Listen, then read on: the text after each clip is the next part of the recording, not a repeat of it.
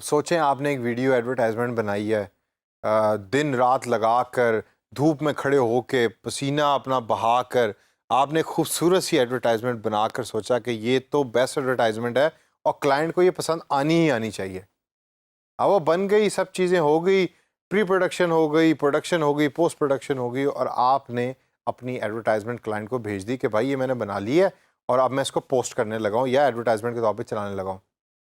और आगे क्लाइंट की 2 लाइनों की ईमेल का रिप्लाई आता है कि मुझे तो ये जो आपने ऐड बनाई है, वीडियो बनाई है, वो बिल्कुल पसंद नहीं आई। तो सोचें आपके दिल के ऊपर क्या गुजरेगी। फ्रीलांसिंग की दुनिया में ये प्रॉब्लम बहुत सारे फ्रीलांसर्स को फेस होती है और मैं इसी वजह से अक्सर और बार बार ये सजेस्ट करता हूँ कि हमेशा फीडबैक लें, हमेशा फीडबैक लें और अपना जो काम आप कर रहे हैं उसको गाहे बगाहे और स्टेप बाय स्टेप दिखाते रहें क्लाइंट को, ताकि क्लाइंट को पता हो कि आप क्या कर रहे हैं। जब आप ये कर रहे होंगे तो इसका सबसे बड़ा फायदा आपको ये है कि client will also be part of जो आप काम कर रहे हैं। तो रिस्क जो है वो सारा शेयर हो जाएगा between client and a freelancer. लेकिन अगर आप ये काम सारे का सारा खुद अकेले कर रहे हैं तो फिर क्लाइंट की तो कोई रिस्पॉन्सिबिलिटी है नहीं, ना क्लाइंट को ये फिक्र है, ना पता है कि भाई बिजली कितने घंटे आ रही है और पंखा चल रहा है कि नहीं चल रहा और गर्मी में बैठ के आपने काम किया है। उसने तो कह देना मुझे काम पसंद नहीं आया भाई, इसको सारे को दोबारा बनाओ और फिर आपको वो सारा काम दोबारा बनाना पड़ेगा। फ्रस्ट्रेशन भी होगी, मोटिवेशन भी ख़त्म होगी और काम भी ठीक तरीके से नहीं होगा।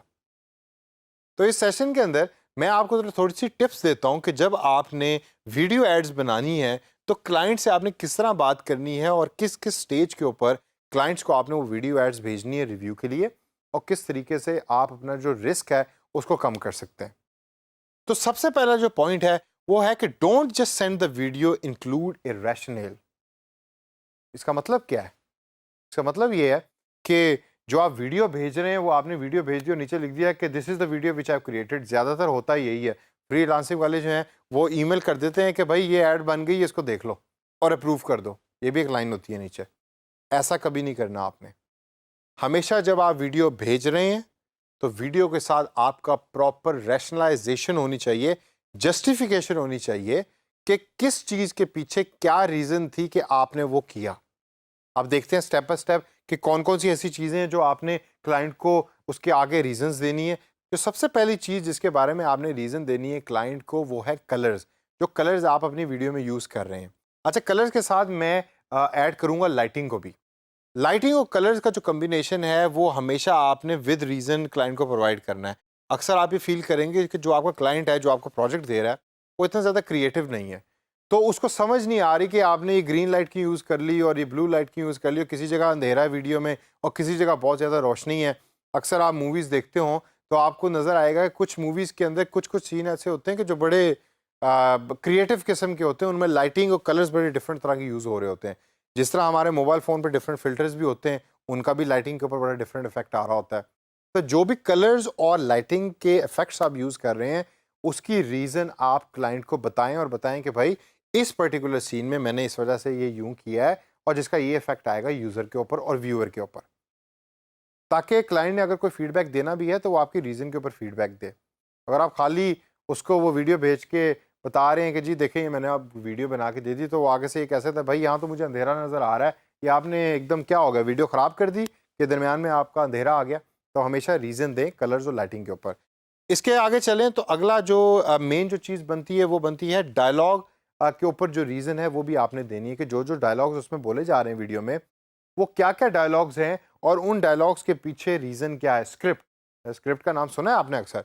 स्क्रिप्ट जो आपने यूज़ किया है वो क्यों यूज़ किया है, उसके पीछे रीज़न्स क्या है और इस स्क्रिप्ट का इफ़ेक्ट व्यूअर के ऊपर क्या पड़ेगा, इसकी रीज़न भी आपने बतानी है अपने क्लाइंट को। अगली जो चीज़ है वो फोकस ऑब्जेक्ट्स है। आपने जौन-जौन सी चीज़ों पे फोकस किया उस ऐड के अंदर वो क्यों किया है। फॉर इंस्टेंस 2 बॉल्स पड़ी हैं या 3 बॉल्स पड़ी हैं, आपने एक ही बॉल्स के ऊपर क्यों फोकस किया है। तो ये सारी रीज़न्स भी आपको क्लाइंट को बतानी पड़ेंगी। ये सारे पॉइंट्स आप ज़हन में रखें और लिखते जाएँ साथ-साथ जैसे-जैसे मैं आपको बता रहा हूँ। इसके बाद ओवरऑल स्टाइल आता है वीडियो का। एक्शन जो वीडियोज़ होती हैं उनका स्टाइल कुछ और होता है। रोमांटिक वीडियोज़ का स्टाइल कुछ और होता है। मोटरसाइकिल की जो एड्स होती हैं उनका स्टाइल कुछ और है और जो घी बनाने वाली कंपनीज़ हैं, उनकी एडवर्टाइज़मेंट या इश्तिहारात का स्टाइल कुछ और है। तो जो भी स्टाइल आप अपना रहे हैं, वो आपके सब्जेक्ट के साथ मैच करता हो और प्रॉपर उसके आगे रीज़न दें। कि भाई मैंने ये एडवर्टाइजमेंट बनाई क्योंकि आपकी टी शर्ट बनाने की कंपनी है, तो मेरा ख्याल है कि ये कलर्स होंगे, ये स्टाइल होगा, ये कैरेक्टर बोलेंगे आगे, और ये ऑब्जेक्ट्स होंगे जिन पे मैं फोकस करूँगा, और उनकी तमाम रीज़न की एक शीट जो है वो आप क्लाइंट को प्रोवाइड करें। और last but not the least, हमेशा क्लाइंट को लिमिटेशंस के बारे में बताएं कि ये वीडियो बनी और इस वीडियो के अंदर ये लिमिटेशंस हैं, तो अगर आपने इन लिमिटेशंस को दूर करना है तो इतना या तो पैसा लगेगा, ये इतना इसके ऊपर टाइम लगेगा, तो आप खुद डिसाइड कर लें एज ए क्लाइंट। और फिर क्लाइंट आपको बता देगा कि अच्छा भाई, मेरे नज़दीक ये वीडियो ठीक है या इसके अंदर ये चीज़ें चेंज कर लो, and then you can do that based on the feedback of the client. अगली पॉइंट जो बड़ा इंपॉर्टेंट है after going through all these points जो मैंने भी आपको बताए हैं, वो है कि हमेशा जब आपने वीडियो उसको भेजनी है क्लाइंट को, तो सबसे पहले ड्राफ्ट से शुरू करें। ड्राफ्ट का मतलब ये है कि वीडियो से पहले जो स्टोरी बोर्ड आपने बनाई वो भेजें उसको, स्टोरी बोर्ड दिखाएं क्लाइंट को, क्लाइंट स्टोरी बोर्ड के ऊपर आपको आप उसके फीडबैक दे, उसके ऊपर आपको आपसे रीज़न पूछे कि भाई आप ये काम क्यों करें, ताकि आप उसी स्टेज पे वो चीज़ें चेंज कर लें।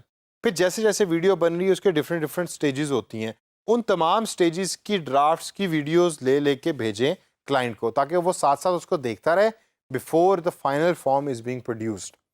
और वो साथ साथ फीडबैक का फ़ायदा ही क्या होगा? फ़ायदा उसका सिंपल ये होगा कि वो आपको चूँकि फीडबैक दे रहा है, फीडबैक आप उसका इंटीग्रेट करते रहेंगे और आपकी वीडियो ठीक से ठीक होती जाएगी, ताकि एंड के अंदर क्लाइंट कभी भी आपको ये ना कहे कि भाई ये आपने क्या उठा के बना दिया। और लास्ट के अंदर the last and the most important point is कि आपने क्लाइंट से बात करते हुए नहीं घबराना, हमेशा वीडियो चैट करें। ईमेल को मैं पर्सनली अवॉइड करता हूँ फ्रीलांसिंग के काम में, आप वीडियो चैट करें, और वीडियो चैट के ऊपर एक्सप्लेन करना ज़्यादा बेहतर हो सकता है। और सारे के सारे जो स्टेक होल्डर्स हैं, जो डिसीजन मेकर हैं, जो डिसाइड कर रहे हैं, उन सब से बात करें और सारों की अप्रूवल लें इन वीडियोज़ के ऊपर। तो दोस्तों, इन टिप्स को ज़रा जहन में रखें, याद रखें, और नेक्स्ट टाइम जब आप वीडियो एडवर्टाइजमेंट कर रहे होंगे तो ये टिप्स आपके बड़े काम आने वाली हैं।